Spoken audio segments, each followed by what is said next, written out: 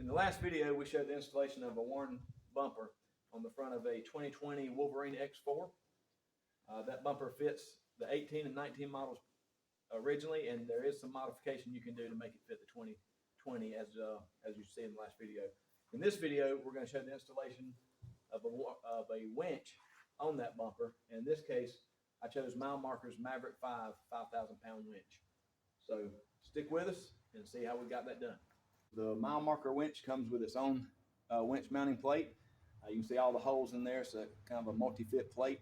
The worn bumper comes with a plate as well. It's got fewer holes, and I like the look of the Mile Marker plate probably a little bit better. It's not quite as shiny, but I'm going to use the worn because I don't want all the extra holes. And since we're really only going to use, I think, 4 holes to mount the winch, I don't want all the extra holes there to just collect dirt. We still have extra holes here, but it's just 3 versus a lot more. I don't feel like counting, so let's get going. Put the plate,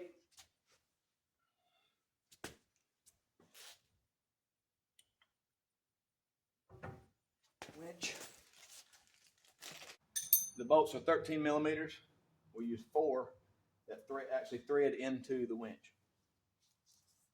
So we're going to use a bolt with the lock washer. The hardest part I'm going to tell is going to be lining this bolt up through the bumper, through the plate, and into the winch.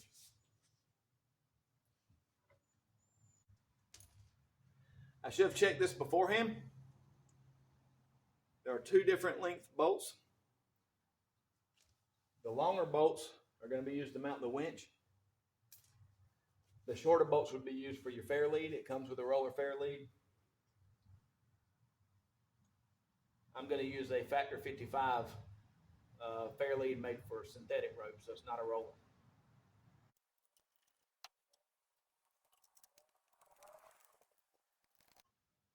Now we're going to snug those down to 795 foot-pounds. I'm just kidding. Don't take me serious on that. We're just going to snug them down.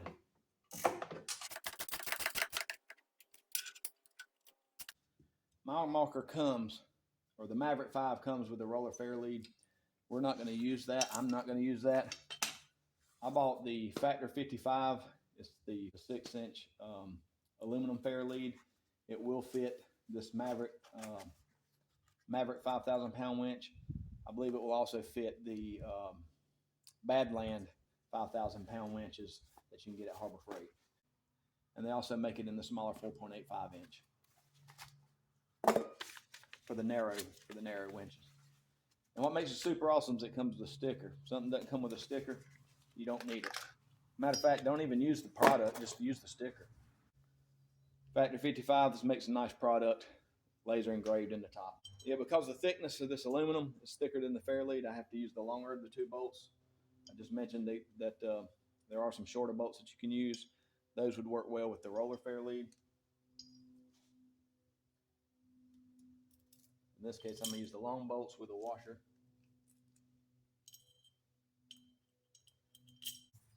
And I'm realizing now I probably should have put this on before I put the winch on. Yes, put the fairlead on before you put the winch on.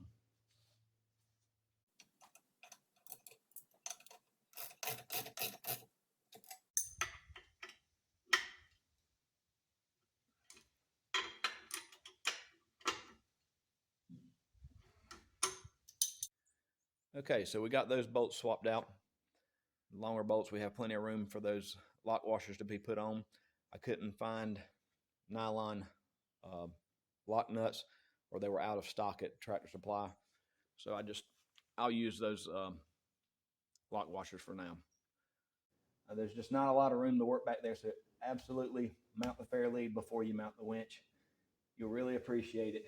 If you mount the winch first, you'll know exactly what I'm talking about. All right, I don't have any cable on this because I took the steel cable off. I'm going to put synthetic cable on. So now we're on to doing the wiring, which is probably, I know it's going to be my least fun part. It's tedious. All right, ignore the dirt up under the hood. I'm going to mount the relay up here beside the battery. What I did is that this cabling was over here, so I've moved that. I think there was a pop-in clamp here to zip tie. I moved that. I did drill 2 holes. I'm not going to use 4 holes because the other hole would be too close to that hole and too close to the side here. And then that way, the nice thing about this is we have a very short distance to the battery. Those cables will run in here to the side, in the side of this controller. And one reason I wanted this solenoid mounted close to the wall is that you can still get the battery lifting it straight out there. If you turn it around, you have this little cutout here, or it's not a cutout, but it's just a bulge, and that'll get in the way of the battery when you're lifting it out, and you may damage those wires. If you see, I've cut these wires. The extra material here is if you want to run a second switch, like a dash mounted switch. These wires that I cut, I've got a solder over to here. I'm going to run an extension in, and I may move these behind the dash, or I may just put them underneath that battery clamp. They go inside. I use the factory location for the winch controller, and that'll be a corded controller. I'll unplug it and leave it in the compartment somewhere in the glove box when not in use. Okay, I figured out why most people mount the solenoid down near the winch. Well, maybe 2 reasons, but one reason is the black and red are your power cables from the battery to the solenoid, and look how long those guys are. I only need to go a few inches. And then the shorter cables are the ones that are colored yellow and blue for your controls, for forward and reverse polarity to come to your winch. And I'm gonna end up falling here on video and hurt myself. And that's why they mount the solenoid down low, so these short cables can run from the terminals of the winch right to the solenoid. I just don't want my solenoid down low where it's going to get in the water and everything and sitting right there next to the radiator. I want it up top. So what I'm going to try to do is switch these cables and use the red and blue, or wow, not red and blue, the blue and yellow from the battery to the solenoid, and then use the black and red as my control cables going down. Okay, so just laying this out, going with the black is blue, red is yellow theme. I think the power wires from the solenoid down front, I'm going to run them, tuck them in here, and then drill a hole in the corner here and run them down to the winch. All right, I'm just going to use a stepper bit, and since a lot of dirt collects in this front hole, in this front corner, I'm going to drill a hole there to allow the water to drain out as well.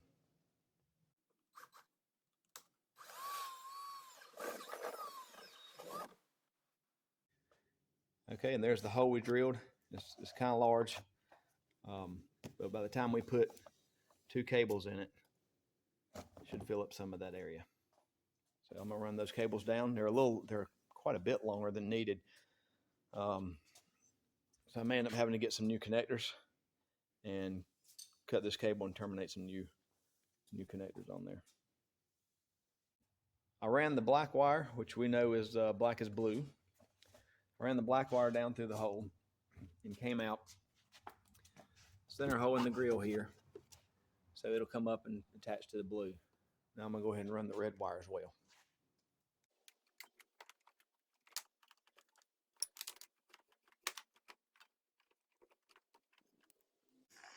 And what we'll end up doing is the red and black wire inside the behind the grill, I'll zip tie those together and tie them back over towards the headlight to keep them up out of the way. Maybe, sorry if you can see it, you can see that red through the grill. I'll probably try to pull it down as well so it's out of the way. And we want to leave some slack up here. I'm gonna have to pull some slack back so that we're not putting a lot of tension up here on that solenoid. That works out well because we don't have to cut any holes in the side of the fender, which would go out towards the fender well, and it'll be a place where mud and water could sling in. Okay, I've shortened these wires up and put the covers on, the protective covers, and I'm going to now attach them to the winch motor.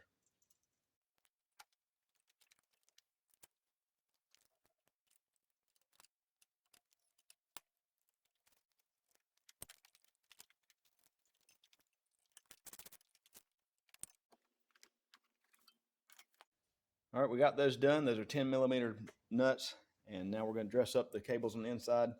Just tidy those up and get it where you can't see them coming through the grill, and then we'll finish up wiring up the solenoid. I'm going to get these wires, the red and brown. I've got 2 extra red, not red and brown, blue and brown wires. I'm going to tin up and create some extensions to get these over.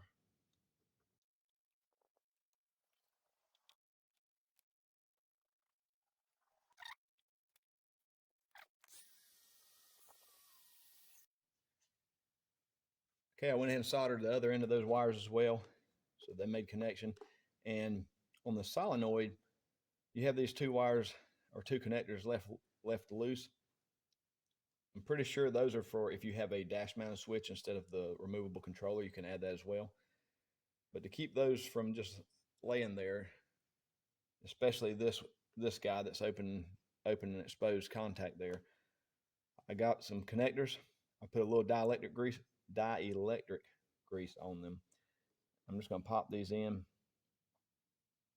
so they'll be there in the future, and it, for the most part, it covers up that contact and keeps it from laying there. Now, the only thing I have left is the ground and power wire for the controller, and hook my terminals back up so we can test the operation. Okay, I've run these control wires underneath this battery strap. Put the strap back on, and I've cut a slit, a T-shaped slit here in this positive terminal cover. I've also bent the tab slightly so that when it's under there, it'll actually bolt down to the same terminal there. So I'm going to slide that through. We're going to bolt that onto the positive battery terminal. All right, I ran the red wire for the controller around with the other wires under that strap, and I'm connecting it to the positive terminal on the solenoid, the same terminal that the positive battery wire is going to connect to.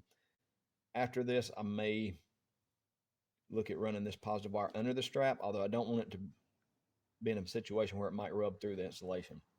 But it's pretty hollow under there, but it is pretty tight, so we'll see.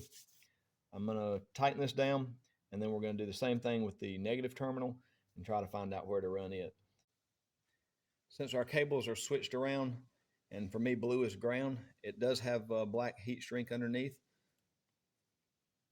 So just to make it obvious that it's a ground wire, I'm going to remove the color, the blue heat shrink cover on top.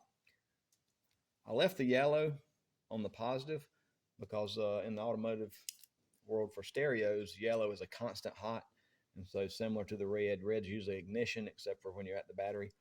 And so I'm leaving it yellow. That should tell, it's a sign that it's a constant hot. So there's our ground wire, all black. Let's get it on here and figure out how we're going to route it. This ground wire, it goes to the controller, is too short. I wish it had the same length as the red. I found a terminal that'll fit, so I'm going to cut that off.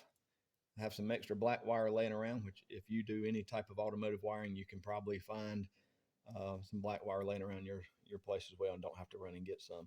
So I'm going to add a few inches of black here, put the new terminal on it, and run this control wire around to the back side.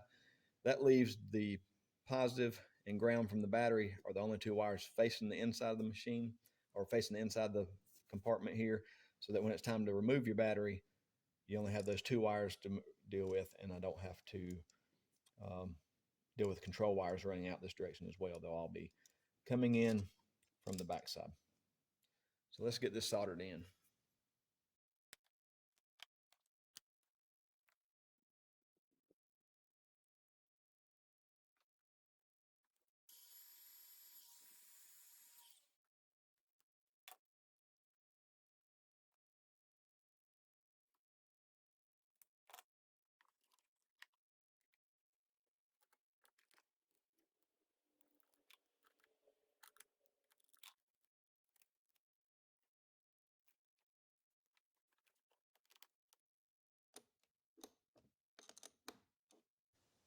I did put the cover on. That needed a bit of mutilating to get it to fit over the cables.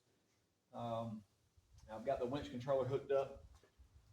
The wire cable that came on this winch did scuff up the paint on the drum, so I'm probably going to block off with some cardboard or something, everything, and touch that up with some paint before I put the synthetic rope on, just to prevent that from rusting. Let's see, we're going to run it. Go winch in, winch out.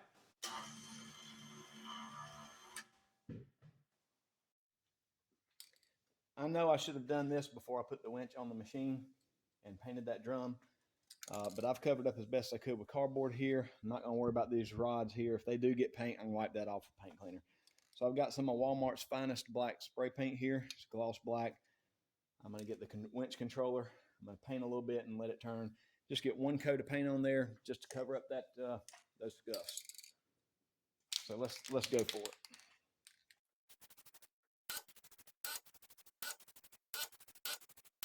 All right, we'll let that dry for about 147 days, and then put the winch cable on, or the rope.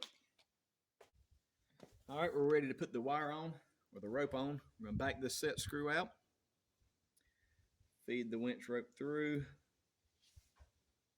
and then pull it through till it just comes through the other side, and tighten this set screw down.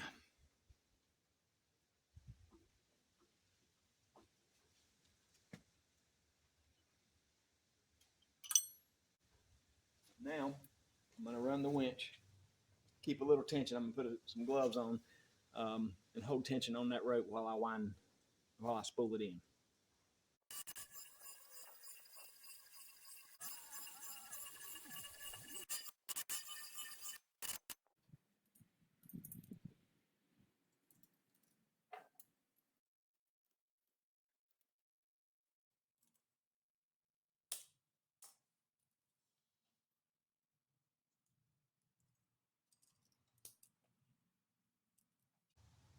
Okay, so we got the winch mounted, got the hook on, got everything connected up. I found these shackles I forgot I had bought, so I hung those on the front. I may not ride with them there because they'll make a lot of noise, but anyway, it looks good for the video. And then no install is complete without installing the sticker. So I had my son out here. He's out here playing in the yard now, and asked him where did he like it better. Did he want it right above the vent or up above the factory Wolverine X4 sticker? And he and I both agreed that it probably looks best there. So we're going to put that on, and we'll call this one done.